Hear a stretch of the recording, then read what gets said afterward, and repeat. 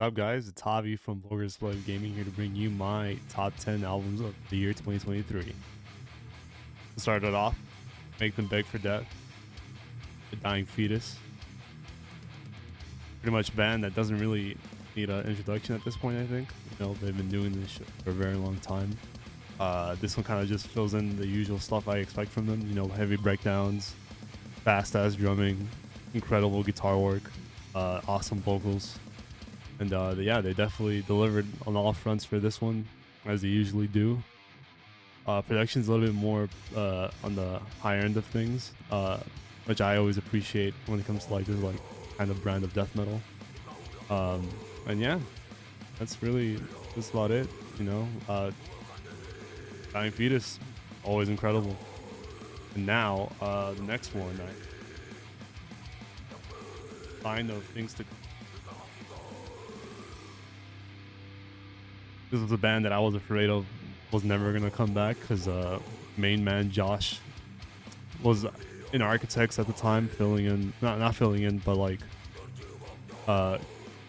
filling in for the guitar player that died from that band, and they were like good friends. So people were just wondering if like Stylosis was ever gonna come back, and they've been back full force. You know, this is their second album since the hiatus, and they released a couple of singles before this one as well, aside that aren't on this album, and they were all really freaking sick.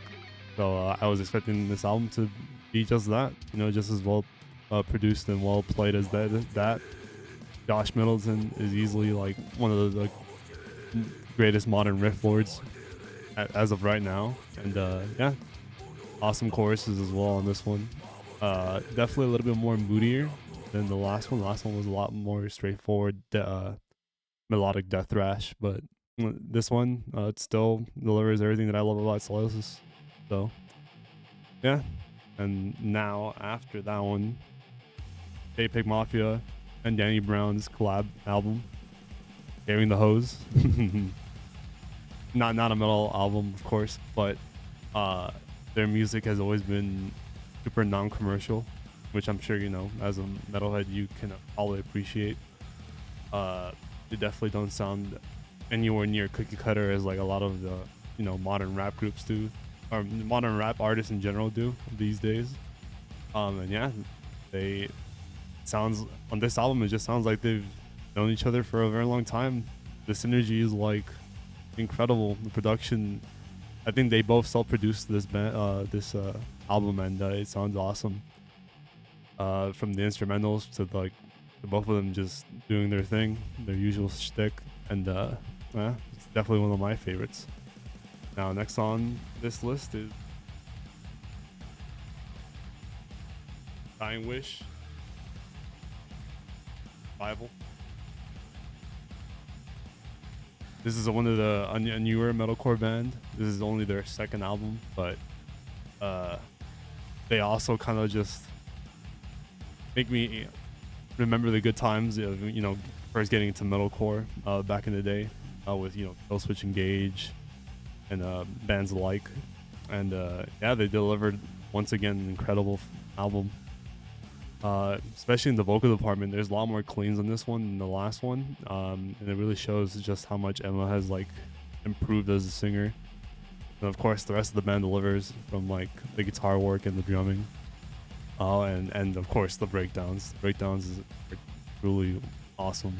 And there's some really moody choruses that, like, you know, get you right here. Yeah. Number 7. So number 6. This one is, the name's a little long, so I'm gonna shorten it. Petro Draconic Apocalypse by King Gizzard.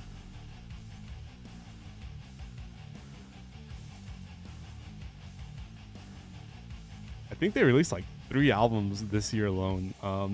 If you're familiar with the band at all, they're pretty much known for like just dropping a bunch of albums every like year, and some of them they don't even sound the same. Most of the time they're doing like a psychedelic rock kind of sound, but you know, this is like their second time like going into like a metal sound. This one's a bit more doomier thrash than the last one they did, the last Messiah album they did, which was a bit more, thrash heavy metal kind of sound. Yeah, it's super earworm. It's got like their sound signature all over the place. And it's just incredible time. King Gizzard, like, you just never know what to expect from them, and it was a nice surprise because I think before this one, before and after this one, actually, both those albums aren't even like remotely close to sounding like this album. So definitely check out the other two if you got a chance to, because they're also just not just as good, but like still definitely good. Next is probably my favorite death metal album of the year, and it's Tombmold's The Enduring Spirit. This band has released an EP last year, and they also released a single that was on the new Cyberpunk game, the newest Cyberpunk game. And all those songs were sick, so I was, at this point I was like, hey, you guys keep dropping sick stuff, so just give me a full length, please. And I think it's been like 4 years around that time that they've released a full length, and this one they did it just by surprise. They're like, hey, we're just gonna release an album this Friday. They just announced like on a random Monday morning, and as soon as I finished the album, I just like pressed the repeat button. It's incredible. Easily their best album yet, which is always nice to see when a band only gets better and better after each release. Taking their own critiques or critiques from like reviewers and stuff, but yeah, they really nailed it with this one, especially the closer. The closer's like a 10-minute epic song. It's awesome. But yeah, this entire like album from start to finish was just a fucking ride. A lot of nice surprises from the band, without losing their identity, so definitely check that one out as well. Now, my favorite thrash album of the year.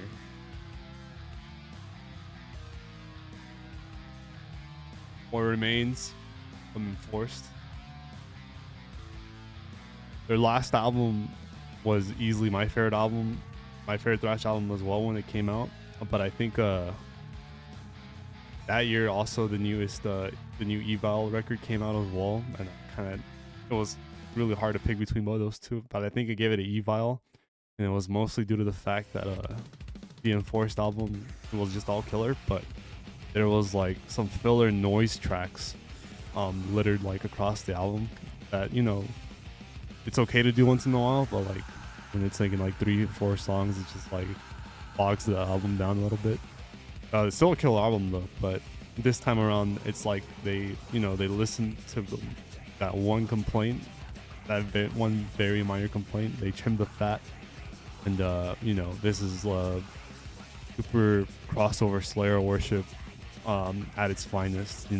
They definitely fill in that void that band is left behind. And yeah, the runtime is a bit shorter than the last album too. But it's still just as incredible as the last one. But of course, it's easily their best album. And now my next one is Spirit Adrift.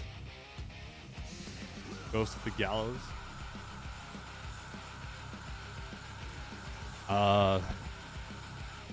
Every time I get an opportunity to see this band, it always slips by me. Like there's always just something going on, and it pains me. Like it pains me real hard because like every album that they've released since their existence has been incredible. There has not been one stinker at all. Like Nate Garrett is just an incredible songwriter, and despite all the lineup changes, he is pretty much the only. Well, he's always been the main songwriter, but not pretty much now. Ever since the last drummer left, he's been the only consistent member of the band. This time around, they got a new guitar player, Tom Draper, who used to be in Carcass. He got to, and like for the first time in I think Spirit Adrift history, I think he let another guitar player do the leads on an album, because he's always just been the one handling all the leads. And yeah, just the compare and contrast from both their lead work is just awesome. This is definitely their most thrashiest they've ever been, which obviously me as a thrash fan, I'm definitely happy about, you know. And yeah, uh, there's still some Doom stuff, and some usual like dual guitar work that this band is known for. But yeah, this is a band that also just continues to keep outdoing themselves again and again. And hopefully, next year I catch them live, because I've still only seen them once. All right, now number 2, The Unknown by Jesus. Another band that decided like, hey, we're gonna take a while to release an album, but this one was absolutely worth the wait. I think it was a 5-year gap between this album and their debut album. They also had signed to a new label, Century Media. This is like easily the best metalcore or metallic hardcore, whatever you want to call it, album of the year. They really took that 5-year gap and like perfected their sound. They've added so much more death metal, a little bit of sludge here and there, a lot more some really cool like drum breaks that like are on 3 songs, and the riff work is just super unique, especially when nowadays where like death metal and hardcore have like taken over did pretty much the heavy music scene, which isn't a bad thing, of course, but like obviously some things start to sound very samey when you just get so many releases back to back. But like this band, even though this album released in January, like it's just always been on my mind, literally the entire fucking year. I could not get this album out of my head. Just played over and over again. One thing I'm gonna definitely miss about the lineup now is that Anthony, the bass player, is no longer in this band, and he does a lot of the backing vocals that are across this album. So it's definitely gonna be a little weird getting used to not hearing him. Of course, I wish him the best, but yeah, he definitely left a void in this band. But anyway, it's incredible. Pummeling drums, super sick guitar work, breakdowns, of course, heavy as fuck. Aaron Hurd has sounded the best he's ever sounded ever. And yeah, easily one of my favorite release from them, my favorite material from them, and super excited to whatever. Hopefully, they don't make us wait another 5 years for the next album, which I don't think so. They've been touring around this circuit a lot, so hopefully we'll hear from them soon. And then now my favorite album of the year.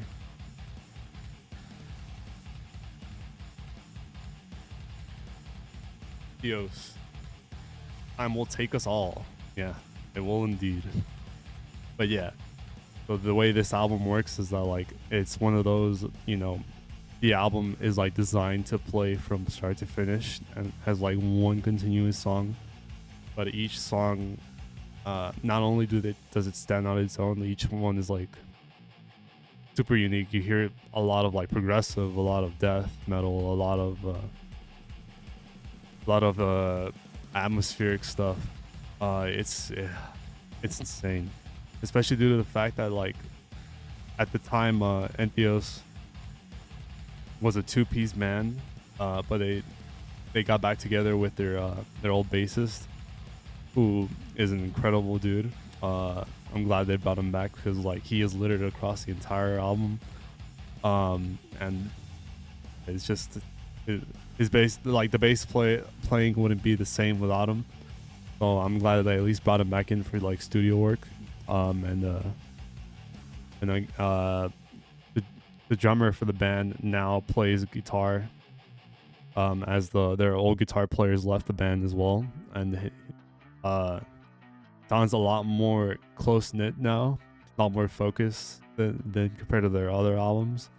Of course, the singer, she just improved so drastically. It's like the break they decided to take between albums definitely paid off here. I mean, they even got signed to Metal Blade, so that's also like really cool for them. But yeah, if you're a huge fan of prog or death, it's like, this is it. This is the album. This is the album of the year. This is my album of the year. It is such an earworm. It was so hard to like. No, actually, it wasn't even hard at all. It was just easy. It was like no other album has like come even close. Even the Jesus Piece album wasn't even close to like surpassing this one. Especially in a year where we just had so many incredible releases. But yeah, this is absolutely the best album of the, at least for me, the best album of the year. I did make a top 50 aside from the top 10 video.